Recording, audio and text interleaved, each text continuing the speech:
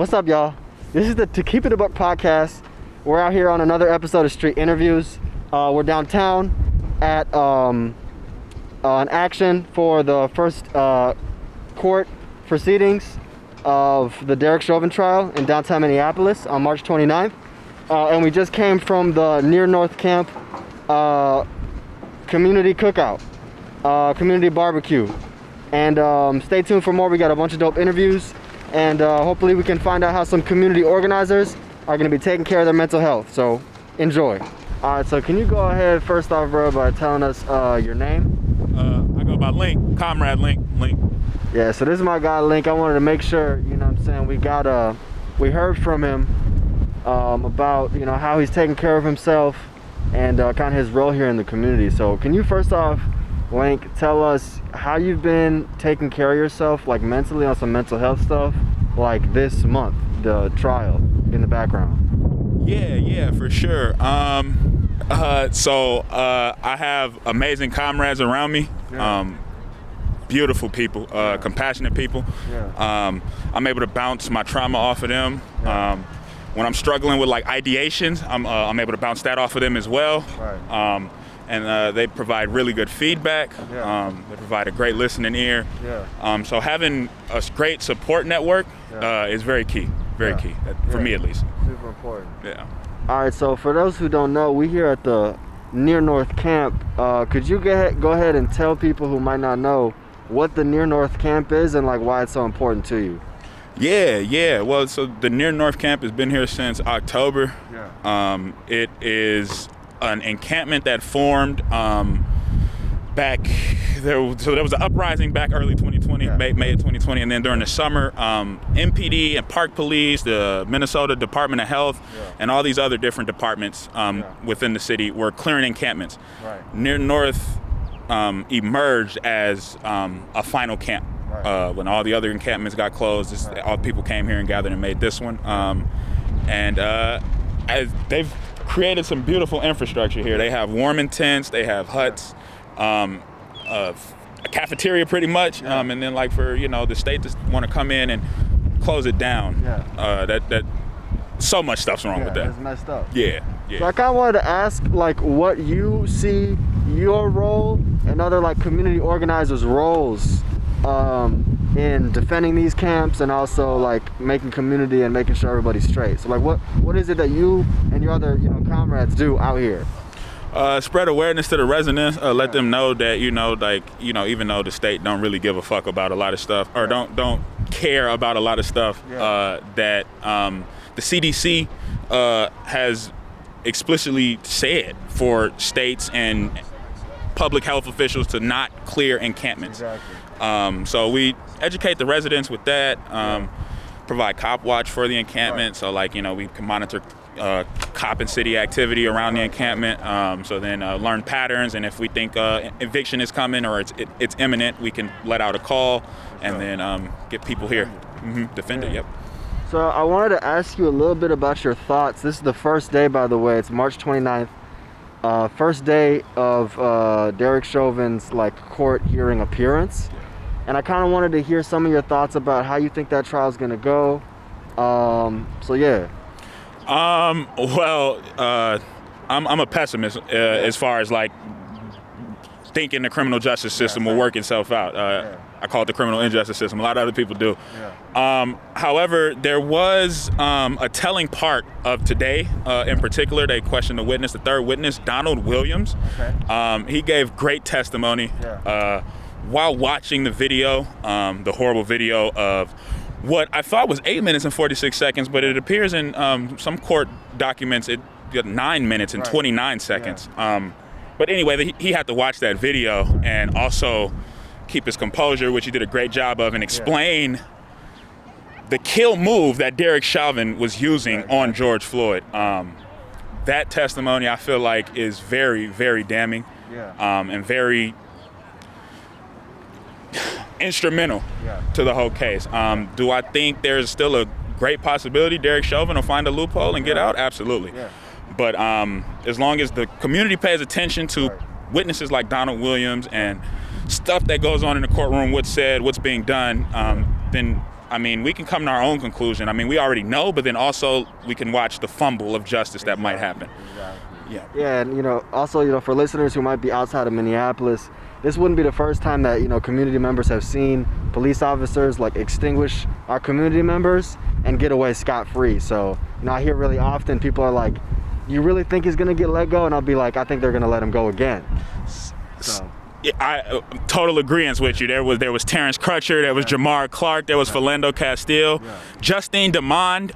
When that lady died, the officer involved, the only person of color who had committed, only person of color cop who had committed a murder unjustly. He got sentenced. He got sentenced to 12 years. He got 12 quick. Yeah, real quick. There was no type of the Bob Crow coming out and speaking for Derek Chauvin. He didn't do none of that for Muhammad Noor. Exactly. So gave him 12 years. Gave him 12 years immediately. Yeah. So like, didn't they use that? Oh well, they gave him. Like, dude, that's that's under certain different circumstances. Right. So yeah. So I kind of wanted just to ask you in terms of like public safety, right? And like a path forward in terms of like what happens next. Have you ever been in a situation where you felt like you needed to call the police? Never. Yeah. Never. Yeah, same. Never. Yeah. Always felt like I could handle it, or the community could handle it, or if it wasn't a situation we can handle, what were the cops going to come do besides come and brutalize the community for questions that, or whatever, it's, no, never felt the need. Exactly. Never felt the need. All right, Link. Well, hey, thank you so much, for doing this interview. The work you're doing out here is amazing. And I see you, my nigga. Thank you, bro. Hi, my name is Kenija Wallace. My pronouns are she, her, hers. I'm Amaya, she, her, hers. Okay, period. How are you guys doing today? I'm feeling overwhelmed, to be honest with you. I'm cooling. You cooling? Really? Gotta stay calm. That's Cool, great. calm, collected. Alright, so we want to know, how are you guys going to take care of your mental health during this month? Do you have a plan? First off, I'm not gonna watch the news. Do some little meditation, a little poetry. I don't know, just try to sleep it off. I just need to relax and chill. Yeah. Right? To surround yourself with like-minded people. I can't do the stress. I can't do the argument. Taking a good break off social media. Yeah. Yes, that's one of them, definitely. How are you feeling being at this protest right now? I haven't really felt the vibe out yet, so I'm not really sure how I feel. Yeah, we just got here. Yeah, and honestly, how downtown is looking is kind of scaring me. Like it's not gonna go our way, so. It's going to be a really long month. It's going to be a really long month. Do you guys have a feeling about how this trial is going to turn out? Honestly, like I said, how the downtown is looking, it seems like they're getting prepared for the verdict to be he's not guilty.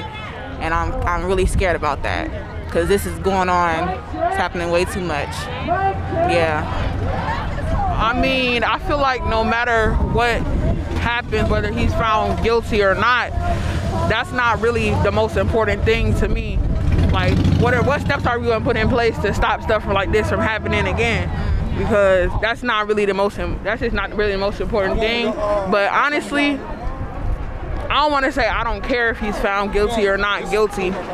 I mean, I hope he's found guilty, but that's not what justice looks like. The prison system is not what gives justice in this country. So, I mean, I just hope that our people can experience a social shift and, I don't know, maybe a power shift, a mental shift, because it's time, honestly. I'm tired of doing the same stuff every year, every couple of years. George Floyd, they wasn't the first one, especially in Minneapolis. Every year it's always something. So, honestly, I just want, What does community safety look like to you guys?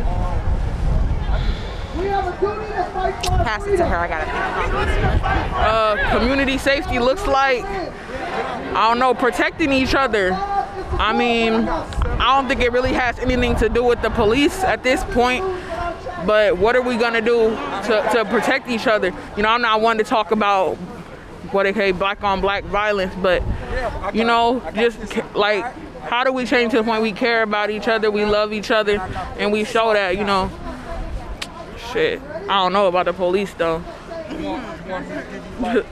to police each other. I don't know. I just want to be a tight-knit community where nothing can budge us. We're educated, we're strong, we're confident in one another. We don't have to reach out to other, outsiders. All right, could you go ahead and state your name? Antoine Ferguson Jr. Hey, okay, so listen, me and Antoine go way back. I wanted to ask you, Antoine, how are you taking care of your mental health in this stressful ass month in Minneapolis? I'm taking breaks, I'm allowing myself time to breathe and live with the stuff that I'm dealing with every single day. But at the same time, for me personally, it's good for me to also be informed. I hate not knowing what's going on, and I hate not knowing what I can do. So that's another thing for my own mental health, is knowing how I can be active and learning at the same time. Also, to be honest, I smoke a lot of weed. So I'm here every once in a while to just really go to that relaxed space and spend time with people who love and care about me. That's what's up. Now, I wanted to kind of ask you about your feelings about the Derek Chauvin trial. Yeah. Are you optimistic, pessimistic? How do you feel about it? Personally, it's a really weird feeling. I've been following it since the first day of jury selection, and personally, I think it's hard to be optimistic when you know the rules that they're playing by. They're not here for us. They're not here to even give us what we want. Personally, I feel like even if he does get convicted and sent to prison for however long, it's still not right, because I don't believe they get the point. What they're fighting for in there is not what we're fighting for out here. Come on now. This is it's for show, honestly, and it'll be the thing that happens, and it'll shut a lot of people up, unfortunately. But hopefully that makes room for those of us out here who are actually doing the right work, who are actually going to be able to lead and help us get to a place where we're going to see some fundamental change all over the world. Like the woman was saying earlier, a global change, because it's about all of us collectively together. It's not just happening here, it's happening overseas and everywhere else, and we got to be tuned into that. Now, that's a pretty good segue into my next question. It's about public safety. We're talking about this path forward and kind of like what's going to come next. I wanted to ask if you've ever been in a situation where you felt like you needed to call the police. I don't know if I've ever felt like I've needed to call the police, because personally, it makes me very uncomfortable. I was kind of raised in an environment that didn't really see the police as helpful people, but dangerous people. But I have felt the need where I was like, I need someone to intervene. I need someone to come in and help protect myself and the people around me. It's never been the police though, because I just don't know. They don't feel like they're ever on my side. Totally. All right, thank you so much, Antoine. I really appreciate you being out here and doing this interview for us, so thank you so much, bro. My name is Brandon Tulloch, Brandyn, Tulloch, Tulloch. All right, shout out to my nigga Brandon, man. All right, well, we're gonna ask you, first question we got for you today is, how are you gonna be taking care of your mental health through this stressful ass month in Minneapolis?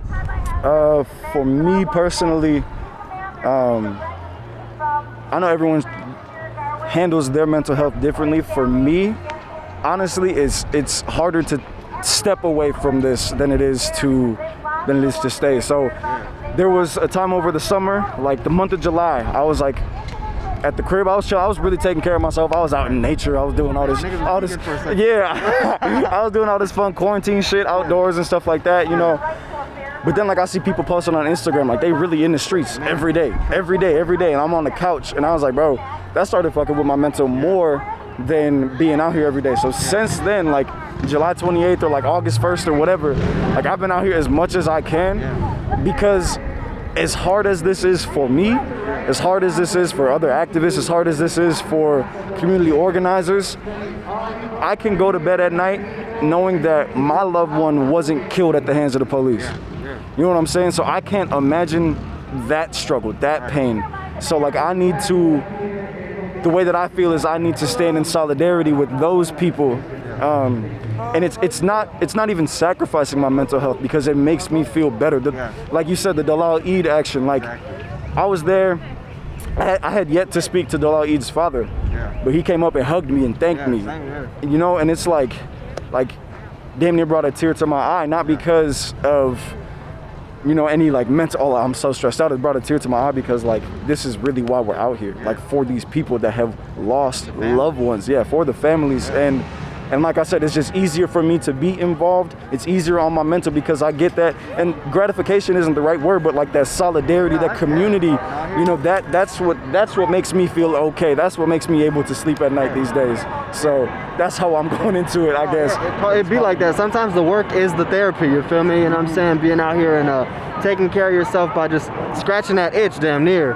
My next question for you, though, I wanted to know kind of how you feel about the Derek Chauvin trial, and are you pessimistic about it? Are you optimistic about it? Like, how do you feel about the trial? Yeah, I'm a pessimist by nature. That's how I be. Oh my God, yeah. So for me, it's always been easier to expect the worst, and anything better than that, I'll take as a pleasant surprise. Yeah. And I mean, clearly, if you look around, if you look at what they've done to the city, they're expecting the worst. Exactly. So it would be naive of us to believe that this situation will be any different than all the ones we've seen in the past. You know, like every time it's like, oh, they gotta get him this time. They had so much, didn't get him. Gotta get him this time, didn't get him. So like, I'm not, if they say they're gonna convict him, I'll hold my breath. Like, I won't hold my breath. I'm not gonna wait for that. But at the same time, even if a conviction is the verdict, if they do convict him, is that justice? Right. You know what I'm saying? Like, George Floyd will never take another breath on this planet. There's no way that you can justify that. You can't make that just in any terms of the word. Right. The only way that justice can, George Floyd will never get justice. It's past that. Or his family. The only justice that can be served is by making sure another George Floyd doesn't happen. Exactly. That's the only justice that can be found in this. And until the systems that killed George Floyd are uprooted and recreated with people like George Floyd in mind, justice will never be served. So that's why we're gonna continue fighting, even if he is convicted. Not justice. Even if he's not convicted, it's gonna get ugly. Exactly. I mean, even if he is convicted, it might still get ugly because that system is still in place, and you can't tell people how to fight their oppression. They're gonna fight it however they feel. People that, all these families that didn't get a conviction, they still gonna be mad. And they stay out here right now. They're out here right now. They still gonna be mad. I will ride for them. Exactly. So, you know, it may be ugly either way, but the voice of the people will be heard because the people are the ones that go through this. So. For sure. No, yeah. And then, you know, I kind of wanted to know about, like, in terms of like a path forward and like public safety and like kind of reimagining what that looks like. I wanted to know, have you ever been in a situation in Minneapolis or St. Paul where you felt like you needed to call the police? That I've needed to call the police? No, the only time I've called 911 was because I saw a car accident in the winter. Someone had flipped, you know, I was like, yo, I don't know if y'all heard about this yet, but I just seen dude, whatever. Nah, I think honestly, like, we protect us. I feel less safe with police around, and I feel like that's the reality for many folks. I feel less safe with police around. So we protect us. That's what I think. I think that the people will protect the people when it comes down to it. The people will support the people when it comes down to it, and that's what we see like at the square. That's what we see with the unhoused encampments. The people protect the people. If we talking about the police protect and serve, but they're going to evict tent encampments, but we got people, activists, that are in between them and the unhoused. Like, nah, you got to get through me. Like, that's literally the people protecting the people. And who is the oppressor in that situation is clearly the police. So if you don't want to say fuck police, y'all should say fuck the park police specifically. So yeah. Now it's funny you say that. We literally just came an hour ago. We was at the Near North Encampment, and we were talking to some of the camp defenders, and they said they had the same exact attitude. Like, no cap, word for word, they were like, we ain't never called the police before. Matter of fact, like, we the ones fighting the police every night out here, trying to protect community members. So, like, what the fuck I look like calling the empire on myself type shit. You know what I'm saying? Like, but yeah, man, thank you so much for everything you do. You're doing amazing work, and thank you for this interview, for real. Appreciate y'all. All right, hey, hope y'all enjoyed the episode. You can find us anywhere at To Keep It a Buck. That's 2 Keep It a Buck on all social media platforms. Stay tuned. We got a bunch more dope content coming out soon. And thank you for watching. Peace.